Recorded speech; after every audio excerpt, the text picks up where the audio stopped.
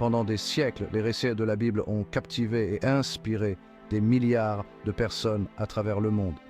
Et si nous avions cherché au mauvais endroit, une théorie révolutionnaire émerge qui situe certains des lieux bibliques les plus emblématiques non pas au Moyen-Orient, mais au cœur de l'Afrique, plus précisément en Afrique du Sud. Rejoignez-moi alors que nous explorons les preuves fascinantes qui suggèrent un lien profond entre la Bible et la pointe sud de l'Afrique. Le livre de la Genèse raconte l'histoire d'Abraham, un patriarche choisi par Allah-Hayam Arba pour entreprendre un voyage de foi. Ces lieux, au cœur de l'histoire d'Abraham, pourraient-ils se trouver en Afrique du Sud? Les défenseurs de cette théorie soulignent les similitudes frappantes entre les descriptions bibliques et les caractéristiques uniques du paysage sud-africain. La Bible décrit Hébron comme une terre de puits abondants, de vallées fertiles et d'arbres majestueux. Ces échos de Canaan dans le paysage sud-africain ne sont-ils que de simples coïncidences ou indiquent-ils une vérité historique plus profonde? Les descriptions bibliques de Mamré et d'Hébron brossent un tableau vivant d'une terre débordante de vie. L'Afrique du Sud, en particulier la région maintenant connue sous le nom de Limpopo, est réputée pour ses arbres anciens, dont certains sont vieux de plusieurs milliers d'années. Ces majestueux baobabs, avec leurs troncs énormes et leurs branches tentaculaires, sont depuis longtemps vénérés par les communautés indigènes comme des gardiens sacrés du temps. Ces lieux de sépulture pourraient-ils détenir la clé pour percer les secrets d'un passé oublié, un passé qui relie l'Afrique du Sud au cœur même de l'histoire biblique? Le baobab, avec sa silhouette distinctive et sa présence imposante, est un puissant symbole de longévité et de résilience dans le paysage africain. Les communautés locales vénèrent les baobabs comme des entités sacrées, les considérant comme la demeure des esprits et des ancêtres. Les traditions orales regorgent d'histoires sur leurs propriétés mystiques et leurs liens avec le divin. Ces arbres anciens, chargés de mythes et de légendes, pourraient-ils détenir la clé pour percer les mystères de notre passé? Pendant des générations, les communautés indigènes d'Afrique du Sud ont transmis leur histoire et leurs croyances par le biais de traditions orales, préservant ainsi leur patrimoine culturel et la sagesse de leurs ancêtres. Fait intéressant, bon nombre de ces traditions orales présentent des similitudes frappantes avec les récits bibliques. Des histoires de création, de déluge et de voyages de foi résonnent à travers les âges, suggérant une mémoire culturelle commune qui transcende les frontières géographiques. Ces traditions orales, transmises de génération en génération, pourraient-elles contenir des fragments d'un passé oublié, un passé qui relie le peuple d'Afrique du Sud aux récits anciens de la Bible? La théorie selon laquelle Mamré et Hébron pourraient être situés en Afrique du Sud remet en question la vision traditionnelle de la géographie biblique qui a longtemps placé ces sites fermement au Moyen-Orient. Cette nouvelle perspective invite à une réévaluation des textes anciens et des interprétations historiques. Les partisans de cette théorie affirment que les textes bibliques eux-mêmes offrent des indices qui soutiennent une localisation africaine. Ils examinent minutieusement les Écritures, cherchant des détails souvent négligés. Ils soulignent les descriptions de la terre, de la flore et de la faune, ainsi que les pratiques culturelles décrites dans la Bible, qui semblent correspondre plus étroitement à l'Afrique. Affirmant que ces descriptions correspondent davantage à l'environnement et aux traditions de l'Afrique ancienne qu'à ceux du Moyen-Orient, ils proposent une nouvelle lecture des textes sacrés.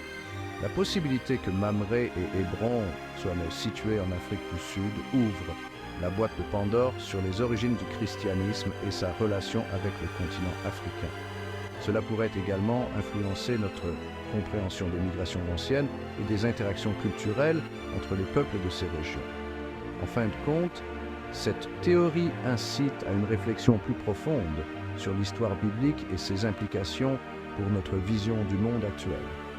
Elle nous pousse à reconsidérer les frontières géographiques et culturelles que nous avons longtemps tenues pour acquises. Bien que la théorie selon laquelle Mamré et Hébron se trouvent en Afrique du Sud n'en soit qu'à ses débuts, les preuves en sa faveur s'accumulent. Des découvertes récentes ont mis en lumière des artefacts qui semblent correspondre à des descriptions bibliques.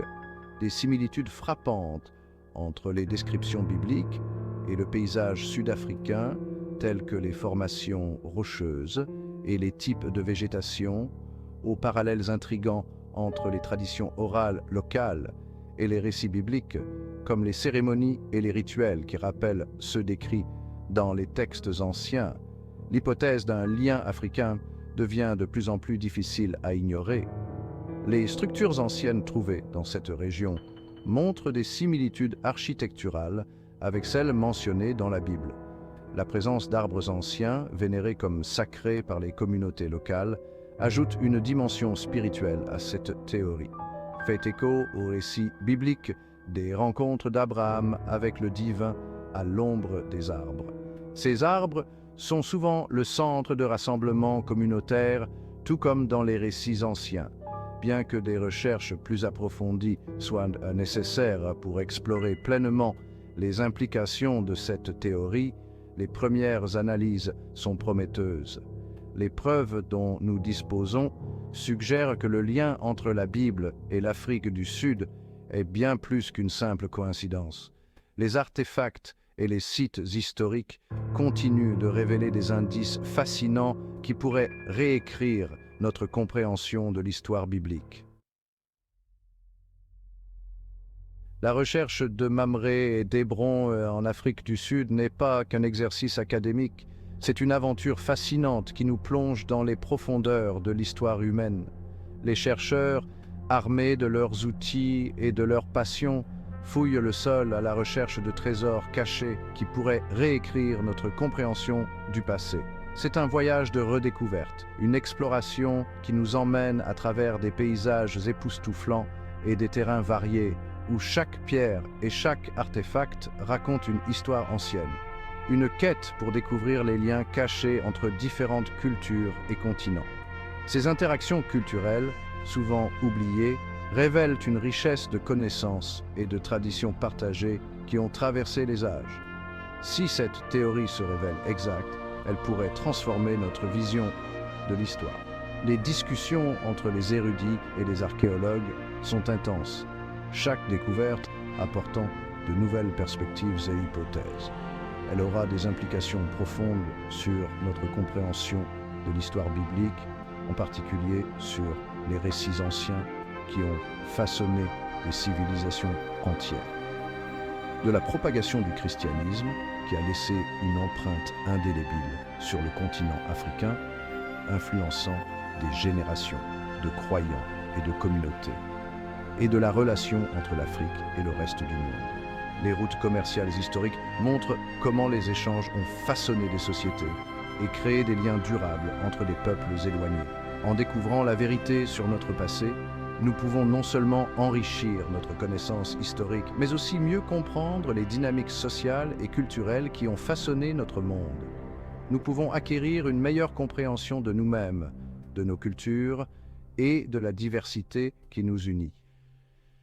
Les pratiques culturelles et traditionnelles, encore vivantes aujourd'hui, sont des témoins de cette riche histoire et de notre place dans le monde. En réfléchissant sur notre histoire, nous pouvons trouver des moyens de nous connecter plus profondément avec notre héritage et de célébrer notre diversité. Nous pouvons tirer des leçons de la sagesse de nos ancêtres qui ont transmis des connaissances précieuses à travers les générations et utiliser ces leçons pour construire un avenir meilleur et construire des ponts de compréhension entre différentes communautés. En honorant notre passé, nous pouvons créer un monde plus harmonieux et inclusif, où chaque culture est respectée et valorisée. Le voyage pour découvrir la vérité sur Mamré et Hébron ne fait que commencer. C'est un voyage qui exigera une ouverture d'esprit une volonté de remettre en question les idées reçues et un profond respect pour les traditions et les croyances de toutes les cultures. La possibilité que Mamré et Hébron soient situés en Afrique du Sud témoigne de l'interdépendance de l'humanité et du pouvoir durable de notre histoire commune. Embarquons-nous dans ce voyage de découverte avec un cœur et un esprit ouverts, car c'est dans la quête de la vérité que nous grandissons et évoluons véritablement en tant qu'espèce.